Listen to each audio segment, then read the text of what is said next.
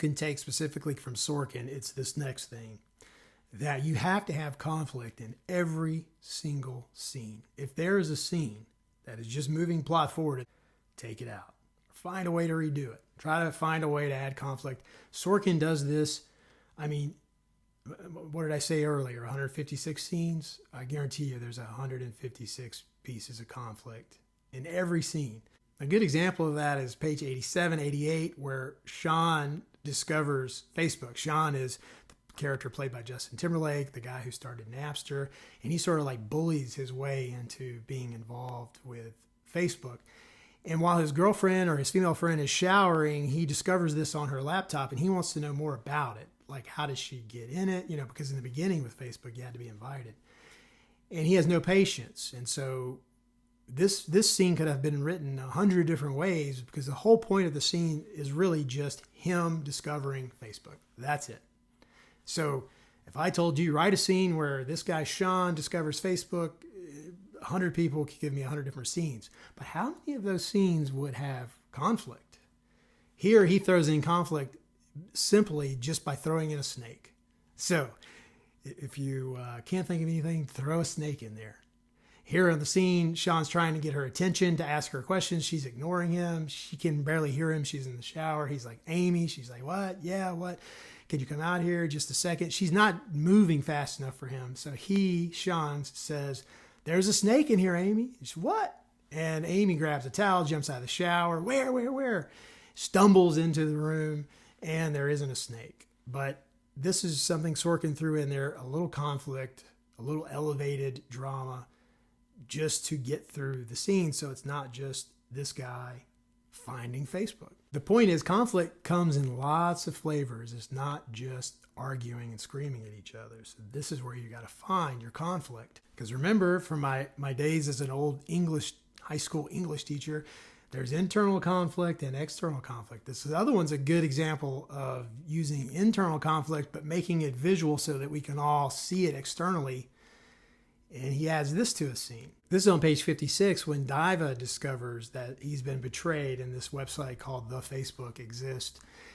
So he's at a gathering. I think it's some sort of chorus group that's playing at Harvard. He's there with his girlfriend, and she's on her computer, won't get off, and he notices the Facebook. So that's the whole point of the scene. The whole point of the scene is to show each one of these characters in their natural element when they discover or learn about Facebook. Mission accomplished. He saw it, and obviously he's not happy about it. But Sorkin adds the conflict here. So as Diva shuts the laptop, he grabs it off the table, he puts it back. People are starting to turn because of all the commotion and see what the commotion is about as the singing continues. So I was right, it was singing. And KC, his girlfriend, says, what's wrong? Diva starts to bolt out of the pub. His foot gets caught on a chair and he falls hard, face first, to the floor. It's fine, he says. He starts out again, then comes back for his coat because he forgot his coat, grabs it, starts out, falls down again as he's leaving, and then he runs out of the building.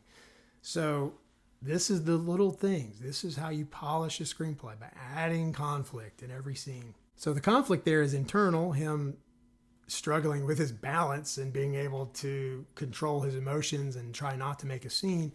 It's also external because this is an event where people are supposed to be quiet and watch this group sing, but he's making such a commotion. So that's the conflict. My favorite conflict in the screenplay is page 149, 150. This is one of the most famous scenes in the movie where Eduardo discovers that he's been betrayed by Mark and his shares have been cut down to nothing. And he barges in to confront him. And there's not only internal but external conflict here. Let's check it out. Mark! Mark! He's wired in. Sorry? He's wired in. Is he? Yes. How about now? You're still wired in? Call security.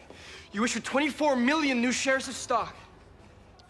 You were told that if new investors How came much along... were your shares diluted? How much were his? And that pacing and tone that Sorkin keeps up in his screenplays where the characters are constantly moving and the flow is going. How does he pull that off? Well, he does it with very specific action lines, but he also relies on the word as. Good example of that here is page 9. This is Mark going back to Harvard Square, and you can see here, as Mark continues on, he passes a group of people heading in the opposite direction. As Mark's steady and determined stride continues, he'll pass by all kinds. Then go down to the next, we have the Harvard, the Kirkland house, and then it says, as the music continues and Mark busts into the lobby of his dorm. So I see that he does rely on that a lot to be like, as this is happening, and it just keeps everything moving. This is this forward pace by Aaron Sorkin. There are no montages in Sorkin screenplays, at least the ones that I've read, but he does get through the scenes very quickly. Just sometimes the scene is just cut to, this is what's happening. Cut to, this is what's happening. You can see on page 17, 18, 19, this is when everyone is discovering about the face smash, and you get cut to another dorm room at night, 2 male students and a laptop. And this is where we were talking about earlier, where this is everyone saying on the left, on the right. But if you look at 18, look at that. I mean, we've got like 9 or 10 scenes in one page or 1.5 pages here, where it just goes to different locations. Cut to, keeps it moving. And that on top, you contrast that to some of these scenes that are 10, 12 pages long of just thick dialogue. So that's the style.